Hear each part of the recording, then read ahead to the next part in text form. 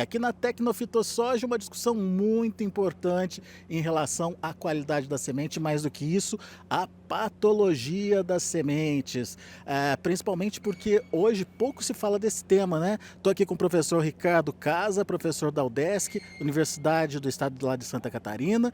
Afinal de contas, quais são os riscos de uma semente infectada e como é que está a situação das doenças hoje nas sementes? Perfeito, boa tarde, ouvintes. É uma satisfação retornar a Sorriso, ao Fitolab, para apresentarmos aí alguma discussão referente à patologia de sementes. Na realidade, a patologia de sementes é uma área restrita, são poucos estudos relacionados a patógenos associados às sementes. De certa forma, alguns micro-organismos eles são introduzidos na lavoura via semente infectada.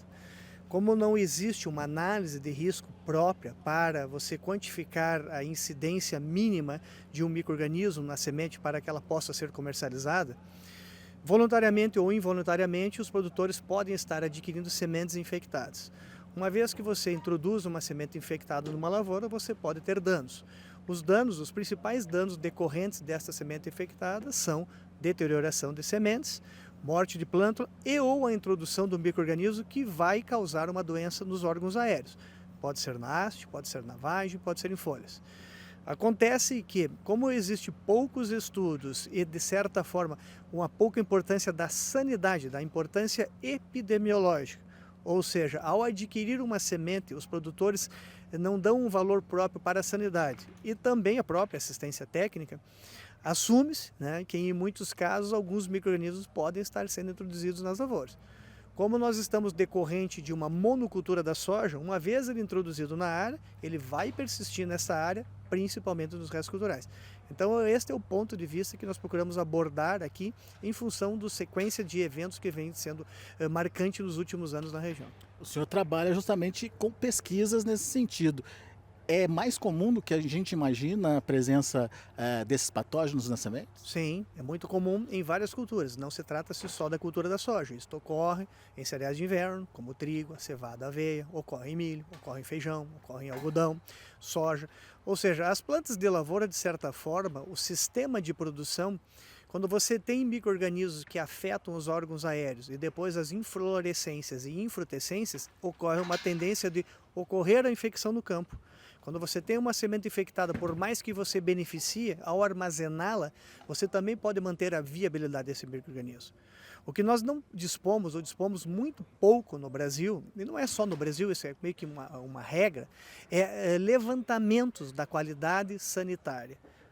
Até pode existir alguns levantamentos, mas esses levantamentos têm que ser de um foco mais sério, mais epidemiológico, para saber se de fato aquilo que está na semente, que está infectando, que colonizou internamente as sementes, são micro-organismos fitopatogênicos, seja um vírus, uma bactéria, um fungo. Na tarde de hoje nós procuramos falar principalmente de fungos e eu quis trazer a mensagem de que isto não é novo. Em 89 nós tivemos o relato do cancro da haste da soja no Brasil, do qual os patógenos foram introduzidos no Brasil via semente e depois eles foram disseminados para os estados do sul, como o Rio Grande do Sul e Paraná.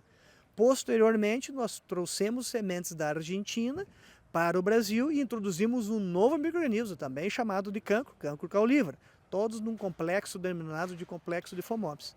E o que eu procuro elucidar aqui é, com base em levantamentos que nós realizamos no Rio Grande do Sul e Santa Catarina, é que há uma tendência de que nas sementes comercializadas, por exemplo, do Mato Grosso, em Tocantins, Mato Grosso do Sul, também ocorram esses mesmos micro-organismos. E isto sendo comprovado, basta realmente fazer levantamentos, comprovar a transmissão de que isto possa haver relação, sim, com doenças da parte aérea, por exemplo, a quebra ou anomalias que podem, consequentemente, se decorrer com a planta adulta. Pois é, nesse aspecto que eu queria entender, o que a pesquisa tem mostrado? Quais são os patógenos predominantes ou os mais preocupantes aí que vocês têm encontrado nas pesquisas? De certa forma, os fungos e as bactérias. Os casos de vírus são menos frequentes, tá? Os casos de bactérias também menos, mas poucos quantificados. E os fungos, sim. E neste complexo de fungos, né, eu posso destacar 3 complexos para os senhores. O complexo Phomopsis diaporte, o complexo Cercospora e o complexo fusário. Ou seja, espécies de fusário, espécies de cercóspora e espécies de Phomopsis associados infectando sementes de soja. Complexo FOMOPS, inclusive, é o grande precursor aí desse problema que a gente vê aqui na 163. Há anos se discute isso, já existem vários relatos de identificação de espécies de FOMOPS em hastes e vagens. Então, o que nós temos que fazer é comprovar esta taxa de transmissão, a transmissão. Uma vez que você tem eles nas sementes, nós temos que comprovar agora que ele pode estar transmitindo para a parte aérea, uma vez que deu origem à planta. Esse é o próximo passo da pesquisa? Sim, no sul do Brasil isso já foi comprovado para alguns patógenos. Aqui na região, estudos agora têm que ser para quantificação. Ou seja, ainda se discute a forma endofítica, a forma sintomática, os primeiros sintomas, os sintomas secundários, mas tem que ter quantificação. Ou seja, você tem que saber qual é a espécie que está infectando a semente, qual é a incidência e se ocorre a taxa de transmissão. Se não houver a quantificação da taxa de transmissão, não existe comprovação. Ou seja, o primeiro passo é fazer essa comprovação. Tratamento de sementes pura e simplesmente não resolveria? Resolve, mas você tem que primeiro saber qual fungo você tem na semente, qual espécie, a incidência e aí escolher o ingrediente ativo. Nós temos poucos ingredientes ativos específicos para tratar sementes de soja e isto é uma questão agora de eficácia. Esses produtos, a maioria foram já registrados há alguns anos, e só que nós temos que agora acompanhar se a sensibilidade destes fungicidas é o que você tinha para o passado e o que nós temos hoje em virtude destes complexos de espécies que predominam nas sementes de soja. O uso de biológicos pode ajudar?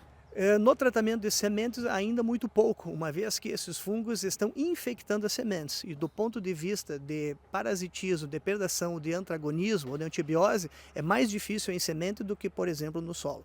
Então esses estudos também ainda não temos quantificações.